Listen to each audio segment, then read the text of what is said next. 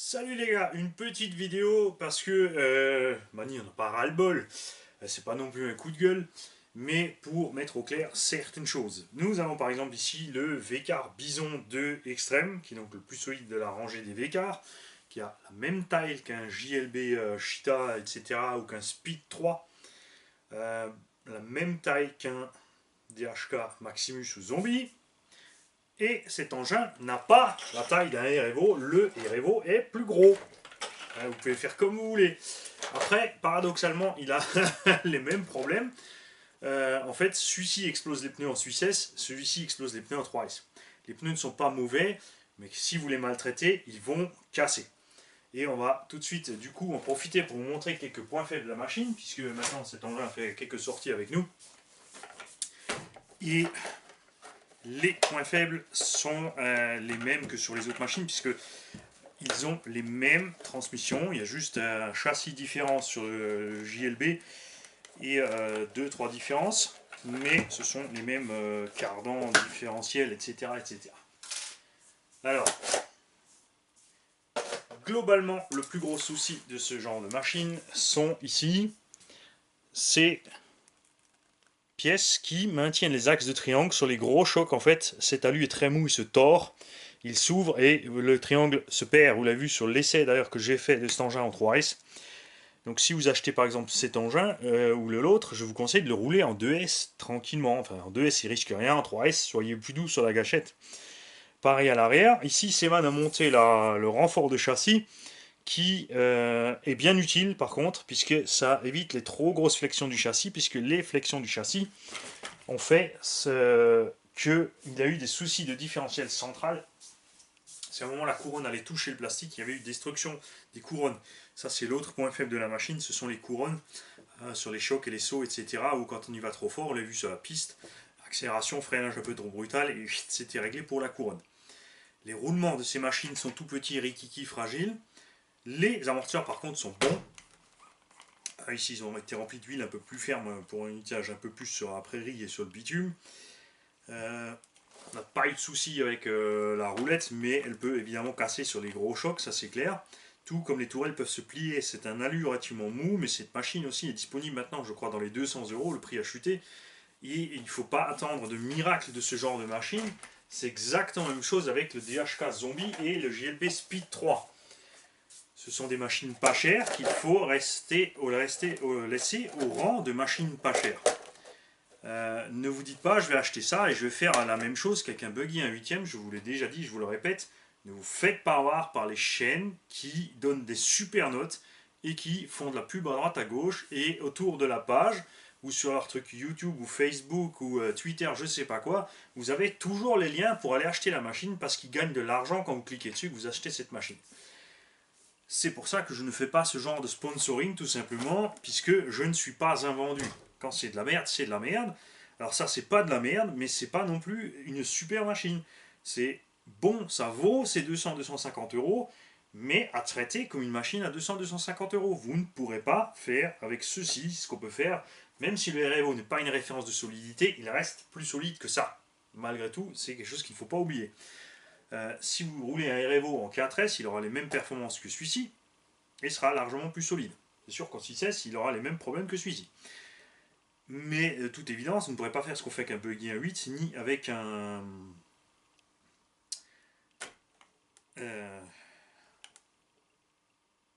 un truggy 1.8. Ça y est, je me perds.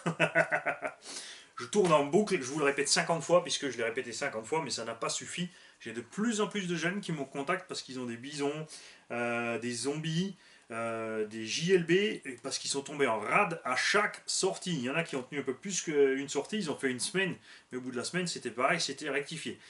Différentiel central en poudre, pignon d'attaque et couronne HS, roues qui se perdent, cardan qui casse, amortisseur qui fuit, ceux qui ont fait des sauts avec, alors que j'avais fortement déconseillé de faire des sauts plus violents que ce que je fais dans la vidéo, ont plié les tourelles d'amortisseur, les châssis, etc., sans y aller trop fort. Attention, j'ai reçu un retour de quelqu'un qui sait rouler, qui a d'autres machines, et qui n'a pas de souci particulier avec ces autres machines, et son zombie est tombé, son DHK Maximus, c'est la même chose que le zombie, un tout petit peu plus long, est absolument une épave en un mois d'utilisation, ce qui n'est pas le cas d'autres engins. Je vous ai montré la différence de taille par rapport au REO, ce n'est absolument pas de la taille d'un REO. Ça a, je vais vous le remontrer puisque je l'ai déjà fait. Ici nous avons le shrapnel. Là aussi je vous rappelle que le shrapnel, certains ont été choqués sur la vidéo où je saute avec, parce qu'ils n'avaient pas vu tout ce qui est avec le shrapnel. Ce buggy a été fabriqué par moi, c'est une épave qui a été remis en route avec ces jeux et tout ce qu'il faut pour montrer que même une épave comme ça peut tracer tout droit à 95-100 km/h sans problème, et qu'une vieille épave de buggy de compétition 1/8 est largement plus solide que ce genre d'engin. On a exactement les mêmes dimensions, le même anthrax, la même largeur, etc. Celui-ci a juste des roues plus petites. Ça, ce sont des roues avec des hexagones de 17, on pourrait donc les mettre là-dessus. Sauf que lui, il mouline en 6S, ses pneus ne tiendront jamais cette puissance. Cet engin a coûté moins cher à fabriquer que celui-ci neuf. Et si je lance cet engin, ou un DHK, ou un JLB sur la rampe comme j'ai fait avec celui-ci, je peux vous promettre qu'il sera en pièces détachées totales à l'arrivée. On aura des morceaux de transmission qui vont sortir, des roues éclatées, des cardans tordus, etc., etc., etc. Donc faites bien la part des choses. Vous avez un petit budget, vous investissez un petit budget, vous voulez une machine correcte. Ce genre d'engin peut tout à fait faire le travail pour un débutant. Si tu es débutant, reste en 2S, vas-y cool. Quand tu passeras en 3S, tu doses tes gaz, tu doses tes freins. Et surtout, tu n'essaies pas de faire des longueurs sur un terrain de foot à fond la caisse, toujours à faire des speedruns en 3S. Ce ne sont non plus pas des missiles. Alors, j'ai vu une en-tête de vidéo qui m'a fait délirer. JLP Speed 3, largement trop puissant. Il n'est pas trop puissant. C'est exactement la même chose que celui-ci, au point de vue performance. Ça aligne une soixantaine de km/h en 3S. Il n'y a absolument rien de surpuissant là-dedans. Ça a du punch, c'est rigolo à conduire. Ça reste, une fois qu'on est habitué à un buggy 1/8 en 4S, ça reste un peu mou. Ce sont des performances honorables et correctes pour un engin. Mais si vous faites mouliner cet engin à 60-70, je vous promets, les roulements ne tiendront absolument pas. C'est aussi le cas sur le DHK Zombie et le Maximus. N'essayez pas de faire aller ces engins plus vite. J'ai vu une vidéo d'un Américain qui a mis un moteur de taille normale de 1/8 dessus en 40-75. Il a ouvert la clampe, il a fait une espèce de sandwich, il a coincé ça dedans, il a mis 2-3 pièces options. C'est inutile, c'est du gaspillage puisque la transmission ne peut pas tenir ça. Elle tient tout juste ce qu'il est fait d'origine. Celui-ci il peut prendre 4S. En 4S, tiendra pas 10 minutes. On a fait 2-3 petites minutes avec juste pour voir ce qui se passe. Mais c'était trop, ça moulinait trop dans le vide et on n'a pas voulu déglinguer la machine puisqu'elle est assez vanne. Il n'y avait aucune raison de la mettre en pièces détachées, il l'a payée, elle à lui. On est donc redescendu sur 3S. Sevan, sachant conduire, il sait doser ses gaz, pourtant il a quand même eu plusieurs fois des soucis de transmission avec ses machines. Voilà, j'ai fini de râler.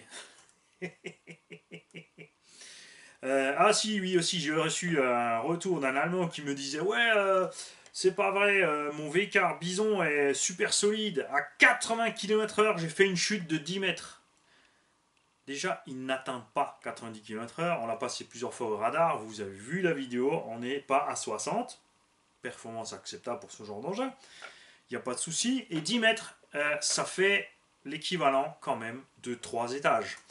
Il faut vous rendre compte de ça. Vous mettez au pied d'un immeuble, avec une cave demi-hors-sol par exemple, machin, avec des petits vasistas ou des soupirails, et vous comptez 3 étages. Le haut du 3e étage, on va dire le balcon du 4e, en fait le dessous du balcon, ça fait à peu près une dizaine de mètres.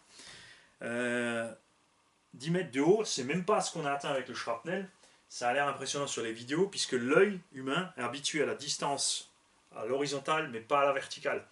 Si vous montez sur un plongeoir de 5 mètres, vous avez l'impression que vous êtes à 20 mètres de la flotte. Pourtant, non, vous êtes qu'à 5 mètres. Si vous mettez à 5 mètres d'un bassin, c'est une rigolade. Voilà. Donc le shrapnel était peut-être à 4-5 mètres de haut, pas plus. Le X-Max sur la piste de Bicross avec la rampe qui fait 3 mètres de long sur 2,50 de long est peut-être arrivé à 6-7 mètres, mais pas plus.